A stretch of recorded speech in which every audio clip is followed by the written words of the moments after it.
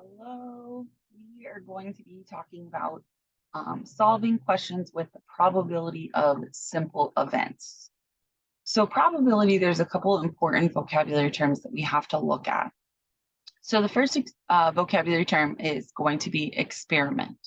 So this is an investigation or a procedure that has varying results. So an example of this is if you would take a dice and you would roll the dice, this would be your experiment.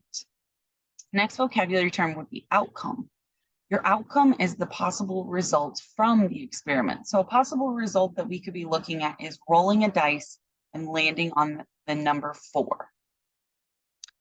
The sample space would be the set of all possible outcomes. So if you think about a dice, you have 6 sides, and a typical dice is, has numbers 1 through 6. So 1, 2, 3, 4, 5, and 6. So all of the possible outcomes would be rolling the dice, and you have any of these possibilities of rolling that number 1, 2, 3, 4, 5, or 6. An event is where you have a certain desired outcome. So for example, if we have a certain desired outcome with rolling this dice and rolling an odd number, that's the outcome that we want. Favorable outcomes is going to be all of the possible outcomes of the event. So for example, if we're looking at the event and the desired outcome is to roll an odd number, the favorable outcomes would be to roll either the number 1, 3, or 5, which is the odd numbers that we have on a typical dice. So how do we solve questions with probability of simple events? Okay, so first, probability is the measure of the likelihood of a specific event will occur. So probabilities are going to have a value of between 0 and 1. An event that is impossible. So for instance, if we have this dice and we want to roll a 7 and we have a typical dice that's labeled 1, 2, 3, 4, 5, and 6, that outcome is impossible. There's no way we can roll the number 7. So this would have a probability of 0. An event that is certain to occur has a probability of 1. So for instance, if we said our event or the desired outcome would be to roll any of the numbers 1, 2, 3, 4, 5, or 6, and we have this typical dice, the outcome would be we are going to roll one of those numbers. And so that probability would be 1. So we can solve this by writing this as a fraction. So this P stands for probability. So the probability of the event, so we would have the event here. We would write this as the number of favorable outcomes over the number of total outcomes. So for instance, if we have this dice, we want to roll an odd number, 1, 3, or 5. The total outcomes would be 6. The number of favorable outcomes would be 3. Because we have 3 possibilities of rolling a 1, 3, or 5. So we would put 3 over 6. And then of course, with fractions, we would need to simplify. So probabilities can be written as fractions. They can also be converted from those fractions to decimals, and they can be converted from those decimals to percents. So this is going to be really important with this activity. Make sure that you read the question and how they want it written, because there are going to be questions that are going to ask you to write it as a fraction. There are going to be questions that are going to ask you to write it as a decimal. And then there's also going to be questions that are going to ask you to write it as a percent. So we're going to look at some examples of this. So the first example we have is we have this spinner, and the spinner has 4 numbers, 1, 2, 3, or 4. And so we are looking at this and we're saying, okay, we're going to spin this one time. This is our simple event. So we want to know what is the probability of spinning the number 1. We have to write our answer as a percentage. So the first thing we want to start off with is we want to think about the probability of spinning a 1. We want to write this as a fraction. Okay, even though it says percent, we're going to start with writing it as a fraction. So the numerator, the number on the top, is going to be the number of favorable outcomes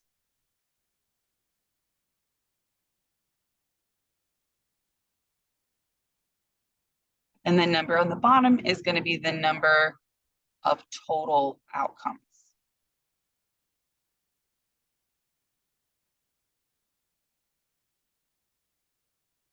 Okay. And so once we have our fraction kind of set up, we can kind of start to plug in our numbers. So we can see that the spinner is going to have 4 equal sections, and they're all labeled 1 through 4. And so the total number of possible outcomes would be 4. That's how many sections we have of the spinner. Now we want to think about the favorable outcomes. That's what we want, the event we want to happen with our spinning the spinner one time. And we want to spin the number 1. And so since there's only one section of the spinner that is identified as the number 1, that means we have one possible chance of spinning a 1. So now we have this as a fraction, and we want to convert it. In order to convert a fraction to a percentage, we want to first convert it to a decimal. And so remember, with fractions, we can take the numerator and divide it by the denominator. That's how we kind of read those fractions, 1 divided by 4. And so we can set this up here, 1 divided by 4. Now, of course, we can't divide 4 into 1. And so what we're going to end up doing is we're going to add some zeros at the end. Okay, remember, bring your decimal up. It's going to cancel. 4 can't go into 1. So we'll say 0. And oops, we change that. We have to bring our 1 down. And then we're also going to bring our 0 down now. And now we can think about how many times does 4 go into 10. And we can say 4 goes into 10 2 times. And 2 times 4 will give us 8. And then 10 minus 8 is 2. And then we're going to bring this 0 down. And 4 goes into 20 5 times. 5 times 4 is 20. And we're left with nothing. Now, we've taken this and we've converted it to a decimal. And now with a percentage, what we can do is we can actually take this decimal, and remember, with percents, they're out of 100. And so this is a very small decimal. And so we could actually move this decimal over 2 places, and we can say that this is equal to 25%. So there's a 25% chance that if we spin this spinner 1 time, we will spin the number 1. Let's look at another example of this. So now we have a 6-sided die, and we know that this dice is labeled. It's got our dots, and that's going to tell us what the number is on the dice. And so we've got 1, 2, 3, 4, 5, or 6. Okay. And our event, we're going to roll this. And our event is we want the probability of rolling the number 3. And now this is where it's important. Pay attention to the question, because this question is going to ask us to write our answer as a fraction, not a percentage, not a decimal. We want the fraction. Okay. So when we look at this one, we're going to set up probability of rolling a 3. We're going to set this up and plug in our numbers. So in the numerator, we have the number of favorable outcomes. So what do we want to happen when we roll this dice? Number of favorable outcomes. And then in the denominator, this is going to be the number of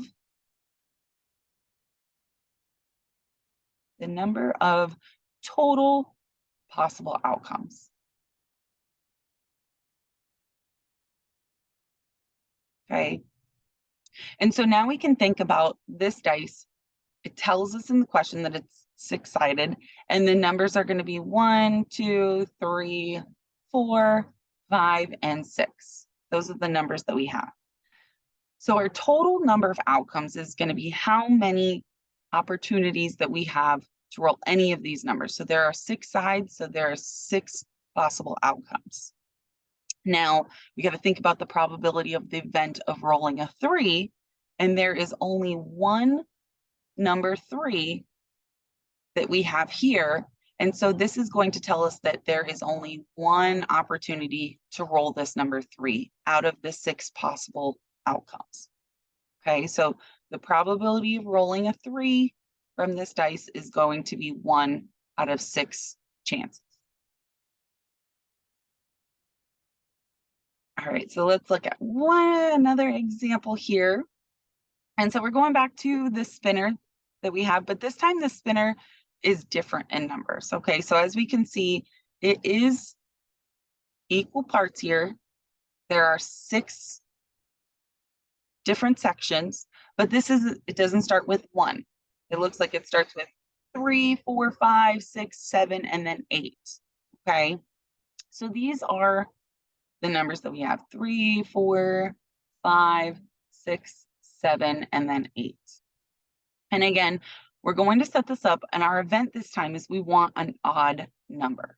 We want the probability of spinning an odd number. So in the numerator, again, we're going to have the number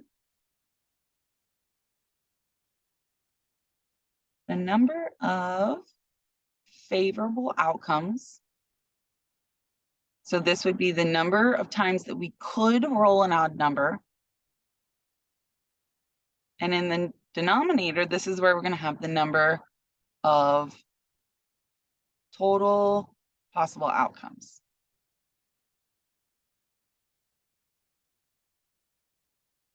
Okay.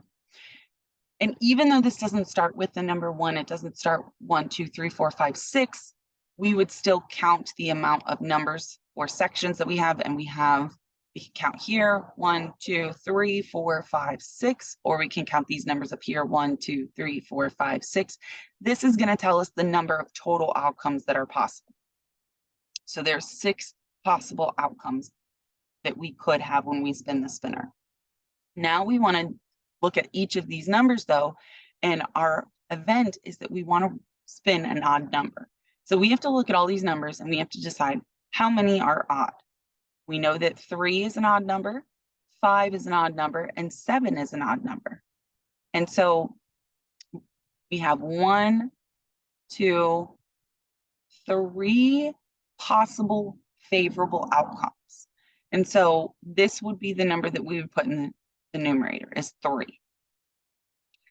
Now with fractions, we have to remember that we have to write it in our simplest form.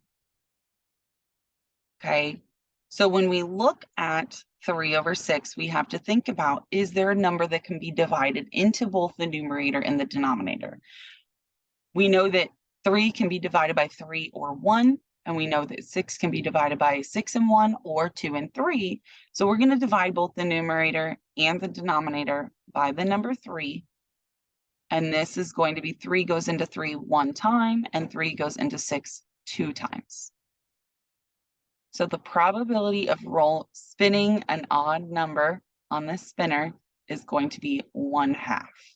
And again, it asks us to write this as a fraction, so we would leave this as a fraction. We wouldn't need to convert it to a decimal or a percentage.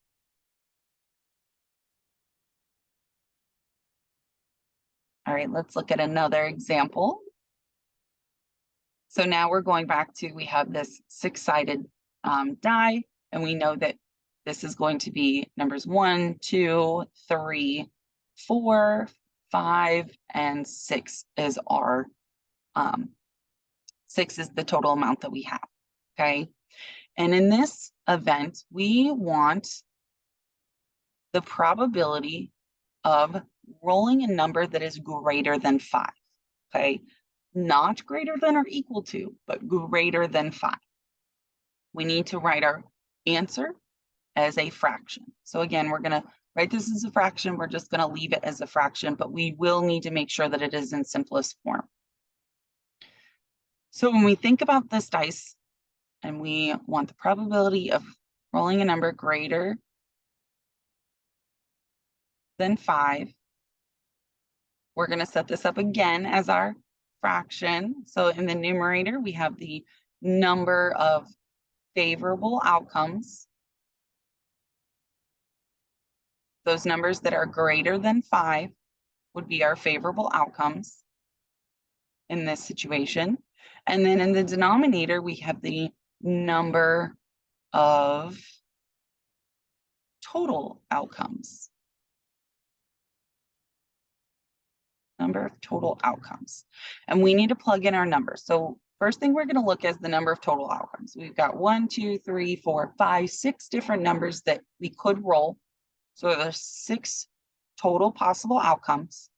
And then we need to look at the numbers that are greater than 5 for our event. Now, it doesn't say greater than or equal to. So we have to be, the number has to be larger than 5. It cannot be equal to 5.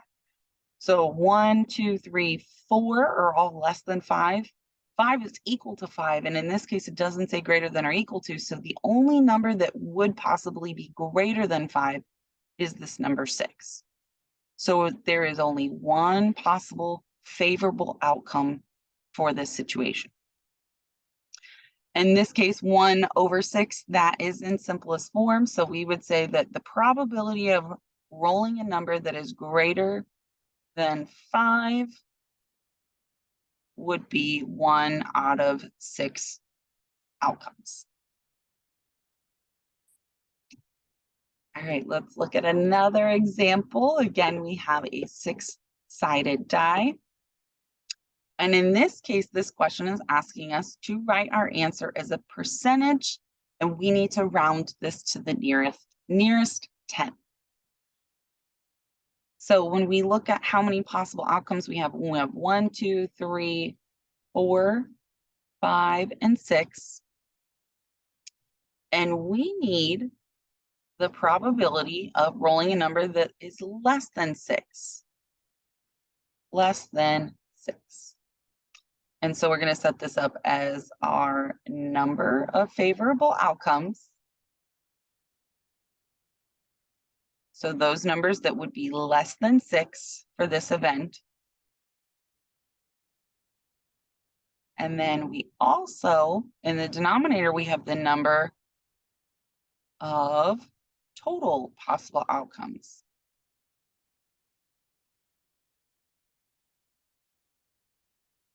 And so when we look at this 6-sided dice, we know that the number of total outcomes would be 1, 2, 3, 4, 5. There are 6 possible outcomes that we have here. I'm going to write this down here. 6 possible outcomes. And then we need to look at how many numbers do we have that are less than 6. So 6 would be right here. We're not talking about any a number that is equal to 6. So 5 is less than 6, 4 is less than 6, 3 is less than 6, 2 and 1 are all less than 6. And then we're going to count how many numbers do we have. We have 1, 2, 3, 4, 5 different numbers that are less than 6. 5 numbers, 5 possibilities of a favorable outcome with this event. Now, with this question, it does ask you to write our answer as a percentage. And so what we need to do first is we need to convert this to a decimal. Okay, so converting this to a decimal, we know that we would say that this is 5 divided by 6. We read this as the numerator divided by the denominator, so 5 divided by 6. And we also know that 6 cannot be divided into 5, and so we're going to add a decimal and add some zeros. And when we do that, we know 6 can't go into 5, so we would put a 0 up here. We also want to bring up our decimal. Forget about it down here. 6 can go into 50. We would say 8 total times. Put 8 up here. And then 8 times 6 would give us an answer of 48. Or subtract, and this leaves us with 2. We're going to bring down our 0. Now 6 goes into 20. We would say 3 times 6 would give us 18. And this would leave us with 2. And then we'd have 0 here. 6 goes into 20 30 times. We're kind of repeating this process here.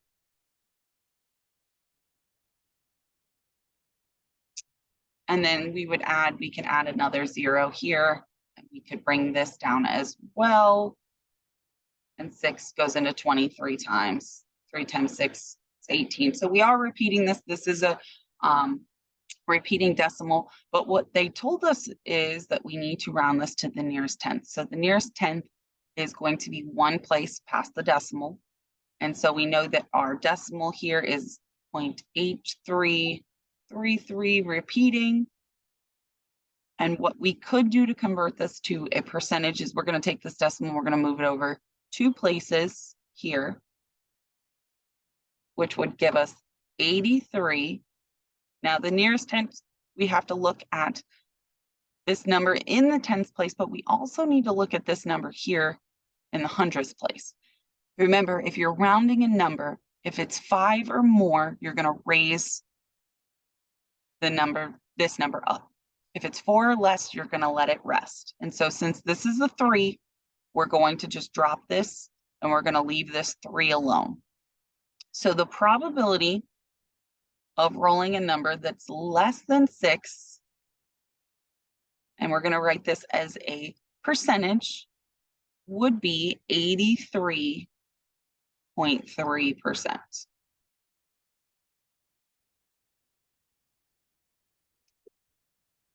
All right, and we're going to look at one more example here. So in this case, we have 4 possible cards, and we're going to pick a card randomly, okay?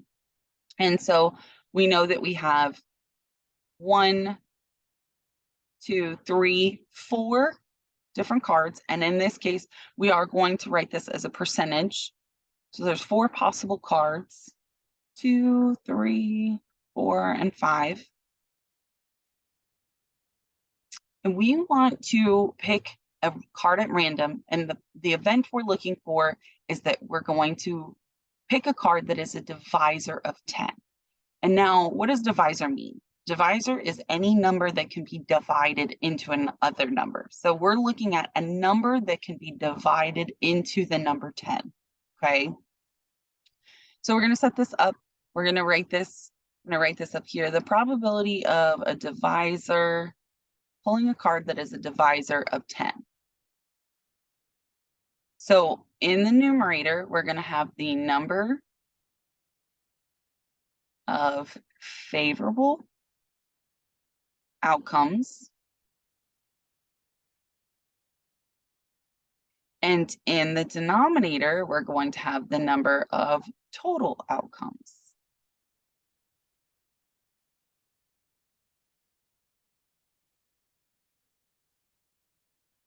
Okay, and when we think about those numbers that can be divided into 10, we're going to go through each of these numbers and just decide, okay? So I'm going to write this here.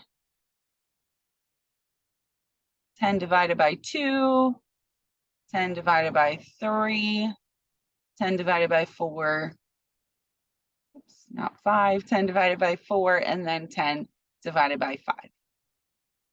So 10 divided by 2, that is going to be an answer of 5, which means that yes, this is the number 2 is a divisor of 10. So I'm going to highlight this up here as well. And then 10 divided by 3, we know 3 times 3 is 9, but 3 times 4 is 12. So we would actually say this is going to give us a decimal. So this is not a divisor of 10. 10 divided by 4, 4 times 2 is 8, but 4 times 3 is 12. So again, this is also going to be an example of a number. Number 4 is not a divisor of 10. And then the number 5, 10 divided by 5 would give us 2. And so this would be an example of a number that can be divided into the number 10. So now that we've kind of decided which numbers would work as a divisor of 10, okay, we need to set this up as the probability of the event of pulling a random card that is a divisor of 10. And our number of favorable outcomes would be, the number 2 would work and the number 5 would work. So there are 2 possible favorable outcomes. And our total number of outcomes would be how many numbers we have, which we have 1, 2, 3, 4 possible cards to choose from. So 2 out of 4 chances. Now we do need to convert this to a percentage in order to finish our question. So again, we can read this as 2 divided by 4. And so I'm going to divide this here. Now I know that 4 cannot be divided into 2, so I'm going to add a decimal and add some zeros. 4 cannot go into 2, so we put a 0 there, bring up our decimal, forget about it here. 4 can go into 25 times. Write this up here. 5 times 4 is 20, and that would leave us with 0. But we're going to add another one just because we know that with converting it to a percentage or decimal, we need to move our decimal 2 places over. So we would bring a 0 down. We know 4 can't go into 0, so we're just going to bring a 0 up, finish this here. So we know that 2/4 is equal to 0.50. And then we're going to take our decimal, we're going to move it over 2 places to finish it and convert it to a percentage, which would give us a 50% chance of picking a random card and having it be a divisor of 10.